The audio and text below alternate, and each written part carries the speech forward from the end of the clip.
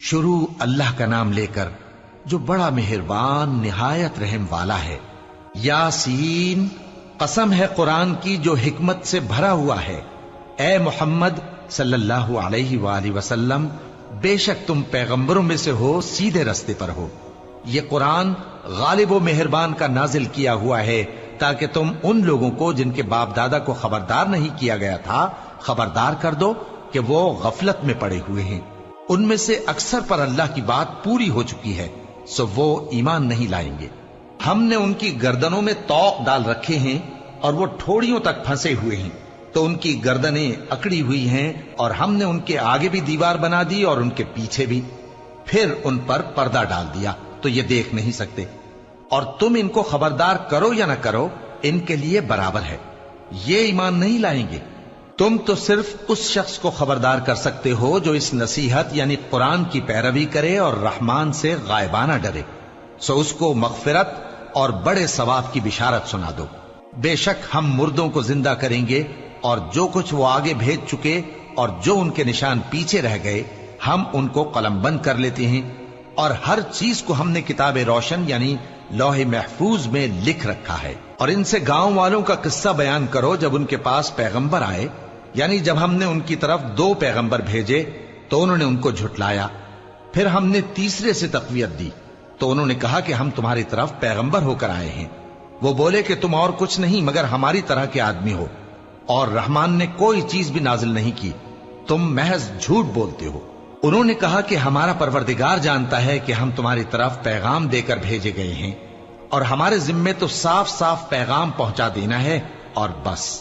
وہ بولے کہ ہم تم کو اپنے لیے منحوس سمجھتے ہیں، اگر تم باز نہ آؤ گے تو ہم تمہیں سنسار کر دیں گے اور تم کو ہم سے دکھ دینے والا عذاب پہنچے گا۔ انہوں نے کہا کہ تمہاری نحوست تمہارے ساتھ ہے، کیا اس لیے کہ تم کو نصیحت کی گئی؟ نہیں، بلکہ تم ایسے لوگ ہو جو حد سے تجاوز کر گئے ہو۔ اور شہر کے پرلے کنارے سے ایک آدمی دوڑتا ہوا آیا، کہنے لگا کہ اے میری قوم، پیغمبروں کے پیچھے چلو، ایسوں کے جو تم سے صلہ نہیں مانگتے اور وہ سیدھے رستے پر ہیں۔ اور میں کیوں اس ذات کی پرستش نہ کروں جس نے مجھے پیدا کیا اور اسی کی طرف تم کو لوٹ کر جانا ہے؟ کیا میں اس کو چھوڑ کر اوروں کو معبود بناؤں کہ اگر رحمان مجھے نقصان پہنچانا چاہے تو ان کی سفارش مجھے کچھ بھی فائدہ نہ دے سکے اور نہ وہ مجھے چھڑا ہی سکیں؟ تب تو میں کھلی گمراہی میں پڑ گیا۔ میں تو تمہارے پروردگار پر ایمان لایا ہوں، سو میری بات سن رکھو۔ حکم ہوا کہ بہشت میں داخل ہو جا۔ بولا کاش میری قوم کو پتا چل جائے کہ میرے رب نے مجھے بخش دیا اور مجھے عزت والوں میں شامل کیا، اور ہم نے اس کے بعد اس کی قوم پر کوئی لشکر نہیں اتارا اور نہ ہم اتارنے والے تھے۔ وہ تو صرف ایک چنگھاڑ تھی، سو وہ اس سے ناگہاں بجھ کر رہ گئے۔ بندوں پر افسوس کہ ان کے پاس جب کوئی پیغمبر آتا تو وہ اس سے تمسخر ضرور کرتے۔ کیا انہوں نے نہیں دیکھا کہ ہم نے ان سے پہلے بہت سے لوگوں کو ہلاک کر دیا تھا؟ اب وہ ان کی طرف لوٹ کر نہیں آئیں گے، اور سب کے سب ہمارے روبرو حاضر کیے جائیں گے۔ اور ایک نشانی ان کے لیے زمین مردہ ہے کہ ہم نے اس کو زندہ کیا اور اس میں سے اناج اگایا، پھر یہ اس میں سے کھاتے ہیں، اور اس میں کھجوروں اور انگوروں کے باغ پیدا کیے اور اس میں چشمے جاری کر دیے تاکہ یہ ان باغوں کے پھل کھائیں، اور ان کے ہاتھوں نے تو ان کو نہیں بنایا، تو پھر کیا یہ شکر نہیں کرتے؟ وہ ذات پاک ہے جس نے زمین کی نباتات کے اور خود ان کے اور جن چیزوں کی ان کو خبر نہیں سب کے جوڑے بنائے۔ اور ایک نشانی ان کے لیے رات ہے کہ اس پر سے ہم دن کو کھینچ لیتے ہیں تو اسی وقت ان پر اندھیرا چھا جاتا ہے، اور سورج اپنے مقرر رستے پر چلتا رہتا ہے، یہ اس غالب و دانا کا مقرر کیا ہوا اندازہ ہے۔ اور چاند کی بھی ہم نے منزلیں مقرر کر دی، یہاں تک کہ گھٹتے گھٹتے کھجور کی پرانی شاخ کی طرح ہو جاتا ہے۔ نہ تو سورج ہی سے یہ ہو سکتا ہے کہ چاند کو جا پکڑے، اور نہ رات ہی دن سے پہلے آ سکتی ہے، اور سب اپنے اپنے مدار میں تیر رہے ہیں۔ اور ایک نشانی ان کے لیے یہ ہے کہ ہم نے ان کی اولاد کو بھری ہوئی کشتی میں سوار کیا، اور ان کے لیے ویسی ہی اور چیزیں پیدا کی جن پر یہ سوار ہوتے ہیں، اور اگر ہم چاہیں تو ان کو غرق کر دیں، پھر نہ تو ان کا کوئی فریاد رس ہو اور نہ ان کو رہائی ملے، مگر یہ ہماری رحمت اور ایک مدت تک کے فائدے ہیں۔ اور جب ان سے کہا جاتا ہے کہ جو تمہارے آگے اور جو تمہارے پیچھے ہے اس سے ڈرو تاکہ تم پر رحم کیا جائے، اور ان کے پاس ان کے پروردگار کی طرف سے کوئی نشانی نہیں آتی مگر اس سے منہ پھیر لیتے ہیں۔ اور جب ان سے کہا جاتا ہے کہ جو رزق اللہ نے تم کو دیا ہے اس میں سے خرچ کرو، تو کافر مومنوں کے متعلق کہتے ہیں کہ بھلا ہم ان لوگوں کو کھانا کھلائیں جن کو اگر اللہ چاہتا تو خود کھلا دیتا، تم تو کھلی گمراہی میں ہو۔ اور کہتے ہیں اگر تم سچ کہتے ہو تو بتاؤ یہ وعدہ کب پورا ہوگا؟